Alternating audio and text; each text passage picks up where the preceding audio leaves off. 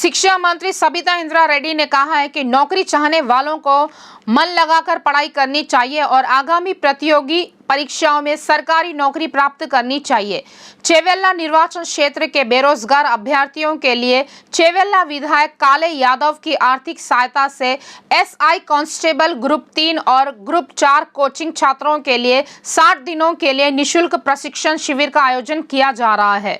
शिविर के अंत में चेवेल्ला के केजीआर गार्डन में आयोजित बैठक में मुख्य अतिथि मंत्री सबिता इंद्रा रेड्डी ने रंगारेड्डी जिला एमएलसी पटना महेंद्र रेड्डी और पीजेआर कोचिंग मैनेजर जगदीश्वर रेड्डी के साथ उम्मीदवारों को अध्ययन सामग्री सौंपी।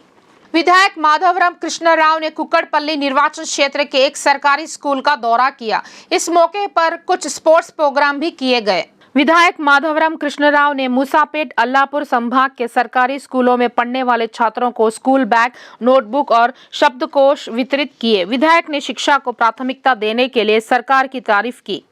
भाकपा नारायण ने प्रधानमंत्री मोदी पर आदिवासियों के साथ हो रहे अन्याय को छिपाने के लिए आदिवासी महिलाओं की द्रौपदी मुर्मू को राष्ट्रपति बनाने का आरोप लगाया है। नारायण ने आलोचना की कि प्रधानमंत्री मोदी लोकतंत्र को नष्ट करने की कोशिश कर रहे हैं।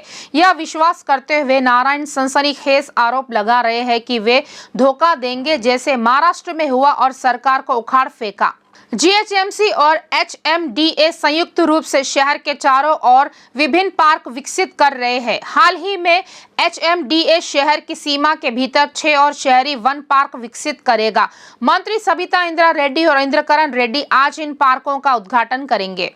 इन्हें सभी मूलभूत सुविधाओं के साथ सुखद वातावरण प्रदान करने के लिए विकसित किया गया है। एचएमडीए ने पहले ही ओआरआर क्षेत्र में सभी 19 इंटरचेंजों पर बड़े पैमाने पर हरियाली स्थापित कर ली है और सड़क पर यहां और वहां के खंडों के बीच मुख्य केरी जवे पर विभिन्न फूलों के पौधे और अन्य पेड़ लगा रहे हैं। भारी बारिश के समय मंत्री केटीआर ने हैदराबाद शहर के साथ साथ राज्य के कस्बों के हालात का जायजा लिया। प्रगति भवन से वीडियो कॉन्फ्रेंसिंग के जरिए जीएचएमसी, जल बोर्ड और नगर प्रशासन के उच्च अधिकारियों से जानकारी मांगी गई। भारी बारिश के समय मंत्री केटीआर ने हैदराबाद शहर के साथ साथ राज्य के कस्बों के हालात का जायजा लिया। प्रगति भवन से वीडियो कॉन्फ्रेंसिंग के जरिए जीएचएमसी, जल बोर्ड और नगर प्रशासन के उच्च अधिकारियों से जानकारी मांगी गई। पार्षद बद्दम प्रेम महेश्वर रेड्डी ने कहा है कि एसएनडीपी अधिकारियों की लापरवाही के कारण गड्डियानारम संभाग में कई घरों की दीवारें ढह रही है। प्रेम महेश्वरम रेड्डी ने कहा है कि दीवार गिरने से कॉलोनियों को भारी दिक्कतों का सामना करना पड़ रहा है। पार्षद बद्दम प्रेम महेश्वर रेड्डी ने कहा है कि एसएनडीपी अधिकारियों की लापरवाही के कारण गड्डियानारम संभाग में कई घरों की दीवारें ढह रही है। प्रेम महेश्वरम रेड्डी ने कहा है कि दीवार गिरने से कॉलोनियों को भारी दिक्कतों का सामना करना पड़ रहा है। तेलंगाना हाईकोर्ट परिसर में वकीलों के लिए मेगा मेडिकल कैंप का आयोजन किया जा रहा है। उच्च न्यायालय के मुख्य न्यायाधीश न्यायमूर्ति उज्जवल भुइया ने राज्य सरकार के सहयोग से उच्च न्यायालय अधिवक्ता संघ द्वारा आयोजित इस स्वास्थ्य शिविर का आयोजन किया। 3 दिनों तक चलने वाले इस कार्यक्रम में विभिन्न चिकित्सा परीक्षण किए जाएंगे। इस स्वास्थ्य शिविर में पहले दिन हाईकोर्ट के मुख्य न्यायाधीश उज्जवल भुइया और न्यायमूर्ति एस नंदा समेत कई वकीलों का मेडिकल परीक्षण किया गया। कार्यक्रम में एचसीएए के अध्यक्ष V Raghunath, AG BS Prasad, bar council के अध्यक्ष ए नरसिम्हा रेड्डी और अन्य ने भाग लिया। इस मंच से हम ये बताना चाहते हैं कि कभी भी इतिहास में तेलंगाना हाईकोर्ट एडवोकेट्स एसोसिएशन पहली वक्त आज director of medical health and Telangana high court के जॉइंटली प्रोग्राम लगाते हुए और जो डायरेक्टर श्रीनिवास और अपने जो डॉक्टर अनुराधा उस्मानिया हॉस्पिटल सुपरिटेंडेंट जो नागेंद्र के साथ और रफ़ी, बहुत सारे लोग, मेरे ख्याल से बहुत 100 डॉक्टर्स और पूरे मेरा पैरामेडिकल फोर्स के उन लोगों के विधापित से आज एक बहुत बड़ा मेडिकल कैंप हम यहाँ पर चला रहे। इसका मकसद ये है कि पूरे न्यायवादियों का एक हेल्थ के मकसद पे एक कॉम्प्रिहेंसिव रिपोर्ट बना के उनको हर एक वक्त जो तबीयत की इम्तियाज बनाने के लिए और तबीयत के लिए देखने के लिए, कामयाब होने के लिए। नीलेश मकवान ने छात्रों के बीच भविष्य की योजना कैसे बनाई जाए, इस पर तेलुगु विश्वविद्यालय में टर्मिनल फॉर पुस्तक का शुभारंभ किया। टोली चौकी स्थित इंटीग्रल फाउंडेशन स्कूल के तत्वावधान में आयोजित कार्यक्रमों में कॉलेज के सीईओ मंसूर हलीम व खालिद मुबाशिर ने भाग लिया। हलीम और खालिद ने कहा है कि ऑस्ट्रेलिया से नीलेश मकवाना द्वारा लिखित पुस्तक टर्मिनल 4 को दुनिया भर में मान्यता मिली है। उन्होंने कहा है कि विशेष रूप से शिक्षित छात्रों ने स्पष्ट रूप से समझा है कि उन्हें भविष्य में सभी क्षेत्रों में कैसे उत्कृष्टता प्राप्त करनी चाहिए। बाद में 13 छात्रों ने अंतर्राष्ट्रीय स्तर पर फुटबॉल और राइफल शूटिंग में भाग लिया और अपने कॉलेज में 13 स्वर्ण पदक जीते। Why? Because they're looking at the person, not just your qualification, not just your ability to bring money. They're looking at you as a person, that this person is good and we want to do business with you, want to work with you. So same way, when you go to the new country, you don't stop being who you are. Now one of the great things I have learned here today is that in Hyderabad, this is my first visit, and within a short amount of time, something amazing I've been discovering. The great thing I've been discovering is that your women and child and female empowerment which is happening here, child empowerment, and your girls' education which is happening here is quite amazing and remarkable. We have here Samia and your girls which are learning to be a shooter and rifle, and when I entered the school they were doing the karate and everything, and they're driving, they are doing the speaking engagement here on the stage, right, leading the whole entire event and everything. At the same time, they are still following their faith and religion. Nilesh Makwana, his wife Leni, Dr. Ashfaq, Balir, Mr. Mansoor, and all the directors and other entrepreneurs, guests, today's audience. But when I heard the speakers enjoying the Hindustani taste, I decided to speak in Hindustani only.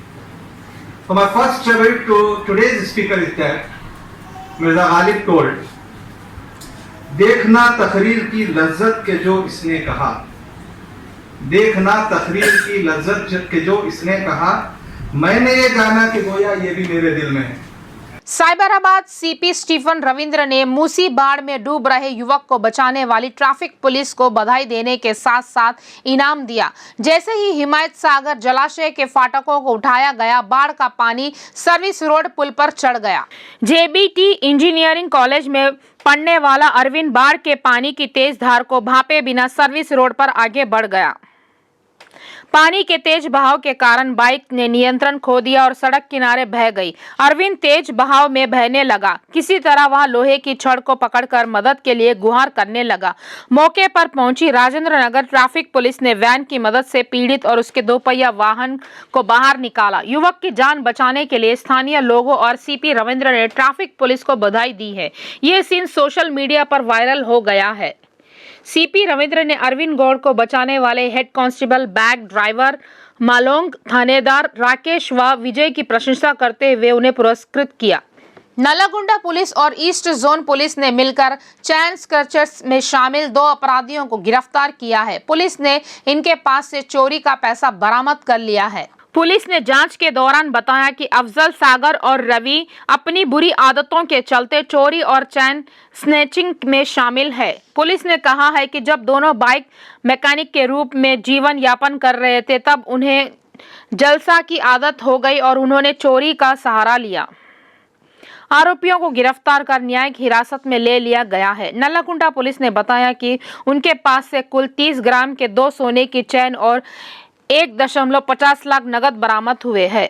ED अधिकारी अभी भी हैदराबाद स्थित चिकोटी प्रवीण और माधव रेड्डी के घरों और कार्यालयों की तलाशी ले रहे हैं, जो नेपाल के साथ सीमा पर कैसीनो चला रहे थे। ईडी ने दावा किया है कि तलाशी के दौरान अहम सबूत जुटाए गए हैं।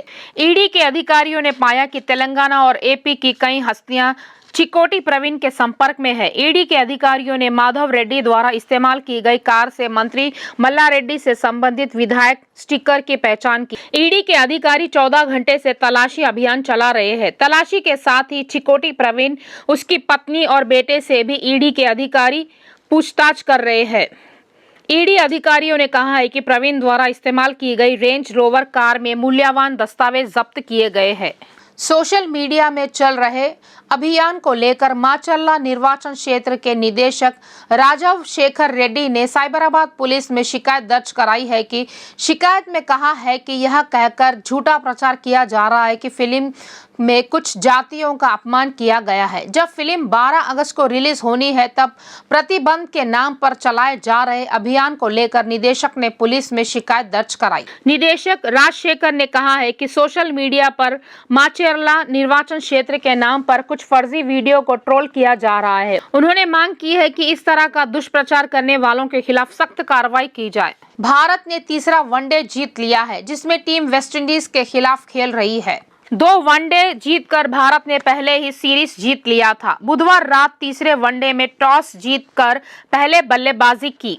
257 रन के लक्ष्य के साथ मैदान में उतरी विंडीज 137 रन पर सिमट गई। चहल ने 26वें ओवर में विंडीज के 2 विकेट लेकर पूरी टीम को 137 रन पर समेट दिया। इसके साथ ही भारत ने 3 वनडे सीरीज को 3-0 से व्हाइट वॉश कर दिया। तेलंगाना के लोग पहले से ही लगातार बारिश और बाढ़ से जूझ रहे हैं। मूसी नदी के ओवरफ्लो होने से हैदराबाद के कई हिस्से जलमग्न हो गए। बारिश का कहर थमता नहीं दिख रहा है। मौसम विभाग ने कहा है कि तेलंगाना में अगले 3 दिनों तक बारिश होगी। मौसम विभाग ने कहा है कि पूरे तेलंगाना में पहले से ही भारी बारिश हो रही है, लेकिन सतही परिसंचरण के प्रभाव से तेलंगाना में 2 और दिनों तक भारी बारिश की संभावना है।